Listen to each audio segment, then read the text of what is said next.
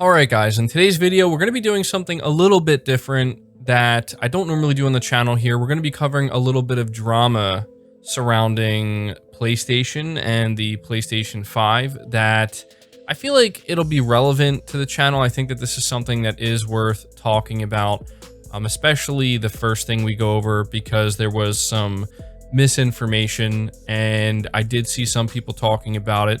And I was going to talk about it no matter what, but we have a little bit of an update with the whole situation. So before we dive into it, guys, make sure you hit that like button to help the video out and hit that subscribe button as well if you're new to the channel here. But the first thing we're talking about has to do with a video that was released yesterday by ReviewTechUSA talking specifically about Ratchet and Clank Rift Apart.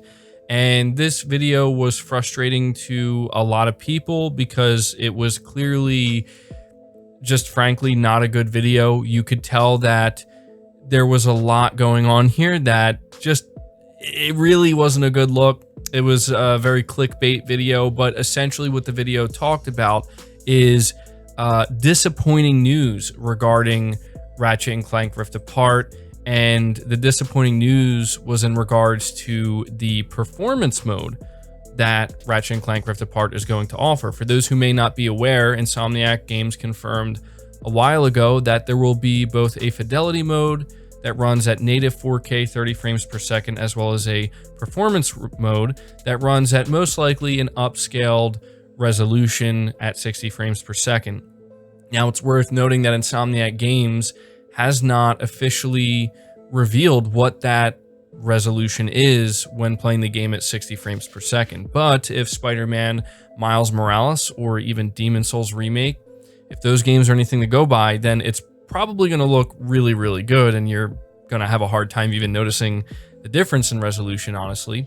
But the title of ReviewTechUSA's video was "Real Disappointing PS5 News About Ratchet and Clank Rift Apart Emerges," and within less than 24 hours it garnered over 100,000 views, which is a lot.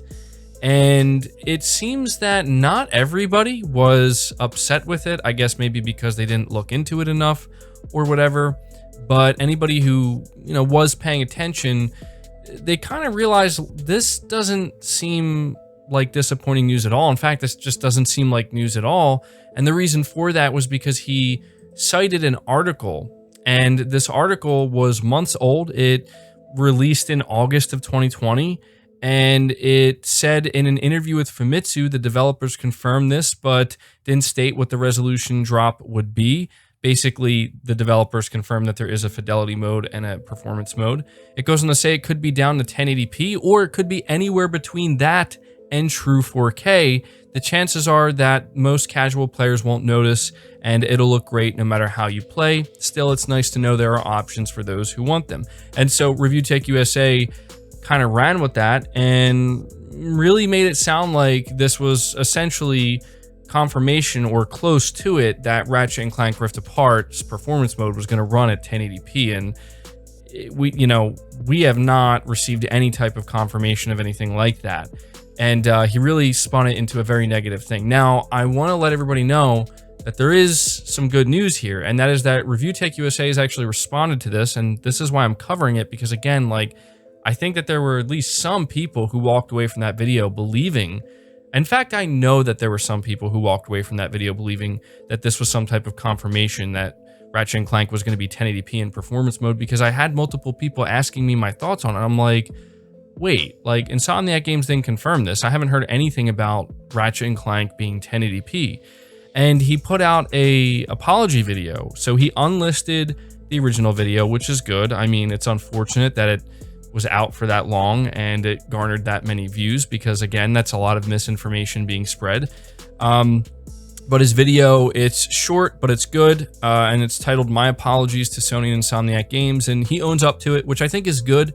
You know, I know that there are going to be people that condemn ReviewTechUSA no matter what, because it's like, oh, you know, like, you still messed up. And it's like, yeah, he messed up. But as somebody who is also a content creator, and I've had my fair share of mistakes, you know, one of the things I've always kind of prided myself on is that I'm willing to admit those mistakes. And when I get it wrong, I get it wrong, and I'm not going to hide from that. And it's just nice to see ReviewTechUSA doing that as well, because originally when I was planning on making this video, I was going to say that the biggest issue here is not actually the video he's making or what he's even saying. The biggest issue is the damage it's causing because of how much influence he actually has. He's almost at 1 million subscribers, and that's a lot of subscribers. That's a lot of people who are going to potentially click on that video expecting disappointing news, and they just walk away thinking that, oh, well, I guess Ratchet and Clank is going to be 1080p. That really is terrible, and it's just not, right? Like we haven't heard anything about that, and you know, it just wasn't good, right? This video was also released on a day where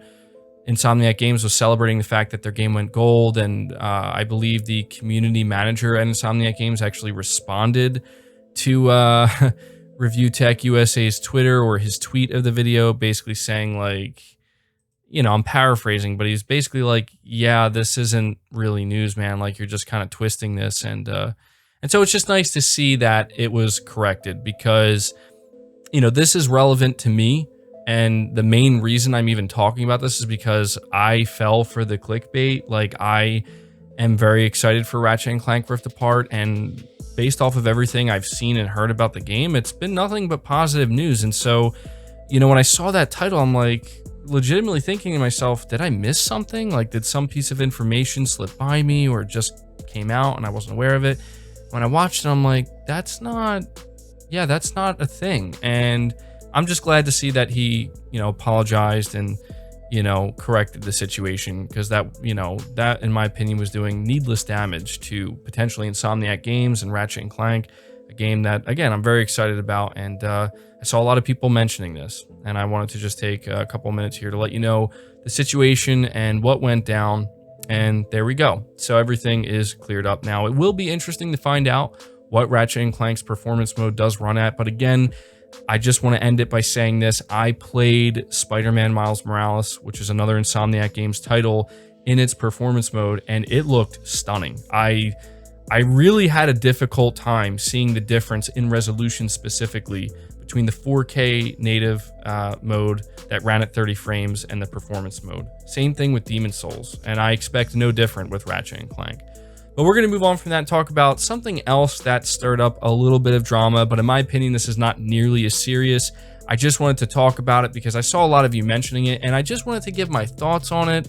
And I'm not trying to stir the pot myself or, you know, cause any drama, because it's video games. It's not that serious. I'm passionate about video games, but this is more just kind of hearing what somebody in a specific position has to say about these new consoles and just me giving my take on it. So we have Justin Davis of IGN. He's actually the director at IGN, so a very significant position. And we know that regardless of how serious IGN is taken these days, they have a lot of reach, they have a lot of influence, and again, that's my main reason for covering this. And he put out a tweet just kind of spontaneously. This is what he said. He said, since the launch of the next gen, I've done a complete 180, and at this point, I wouldn't really recommend a PS5 to people, not until it has more games. Get an Xbox Series X and sign up for Game Pass. He continues by saying, I play an Xbox game literally every night and haven't turned my PS5 on in 2 months. Returnal looks great, but it's $70. Game Pass is just too good to ignore. PS5's library will get there someday, and it will be expensive. Now, I actually responded to this, and I'll read to you guys what I said. I said, obviously, everyone's entitled to their opinion, but this almost sounds like it's supposed to be sarcasm. Sony's been doing a great job pumping out high-quality games at a relatively consistent rate. What has Microsoft released since the launch of the Series X? And I went on to say, I mean, look, if you want to make a case about why a Series X paired with Game Pass is a good deal, I get that.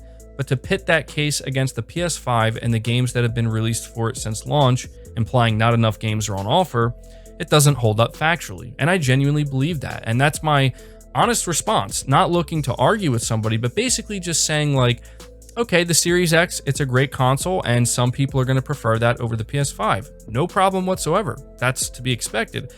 Game Pass, yeah, to a lot of people, it's a great value. A lot of people love what Game Pass is doing, and the two put together, yeah, it makes for a pretty solid combo, right? Like, a lot of people like that. It's very appealing to them. But when you take that, as I said, and you kind of twist it into a way where it's like, well, I'm going to recommend you get a Series X over a PS5, you know, because of this. It just, not just because of that, but because, oh, Sony just needs more games. I mean, that, to me, that's where it becomes laughable, honestly. That's where it's like, this is a bad take. It just is, because no one's saying, I mean, well, at least I'm not saying. I know that there are some people saying this, but I'm not saying the Series X is a bad console.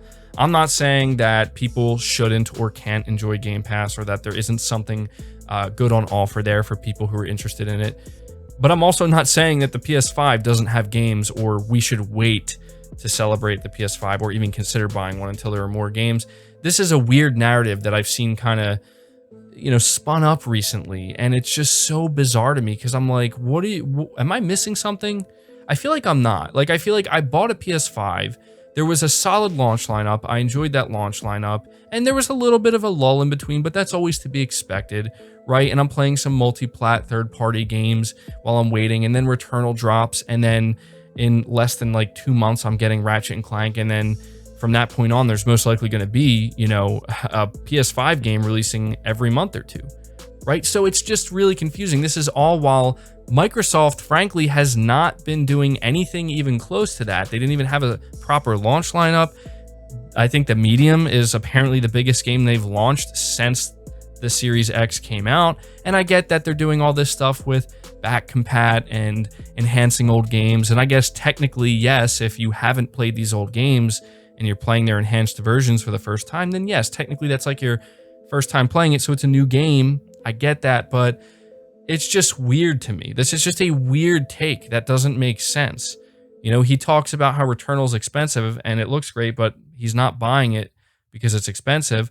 Okay, that's fine. A lot of people feel that way. But then he says the PS5's library will get there someday and it will be expensive. And it's like, I mean, again, this is a strange take because that's how it's always been. And whether you know it or not, if you subscribe to Game Pass for many years consistently, right? If you subscribe for 3, 4, 5 years, waiting for, you know, Microsoft to start dropping all these games eventually, you sit there and say, well, I get all these games day one. You're still paying. You're still paying a pretty hefty chunk of change. That adds up over the course of 3 to 4 years, right? So it's just a strange take, in my opinion. You know, I've seen some people kind of, you know, push back on me and say, no, dude, you just can't accept that not everybody's on board with the PlayStation 5 and is a huge PlayStation fan. It's like, actually, that's not what it is. My whole thing, for those wondering why I care, it's because, well, you know, I'm a big PlayStation fan. I invest a lot of time playing games on the PlayStation ecosystem, playing a lot of these exclusives that I think are honestly great. And the point is, I want more people to experience that. I want more people to partake in that. And I don't have a problem with anybody choosing something else like an Xbox. I think that's fine. But it's like, it's just, I guess it's because this is what I experienced. A lot of people tried telling me, like, dude, you are missing out, man. Go buy a PS4, go buy these games and play them, and your mind's going to be blown. And I was like, for the longest time, like, no, that's okay. You know, I think it's overrated. And I finally did, and I was like, oh, wow, I cannot believe I almost missed out on this. That is absurd. And so that's all it really comes down to. So I saw people talking about this. I just wanted to take time to cover it, but that's going to do it for this video before it turns out too long. Leave your thoughts down in the comments below. Leave it a like, subscribe if you're new, hit the bell notification icon, and feel free to share this video out on top of all that. But until next time, guys, take care.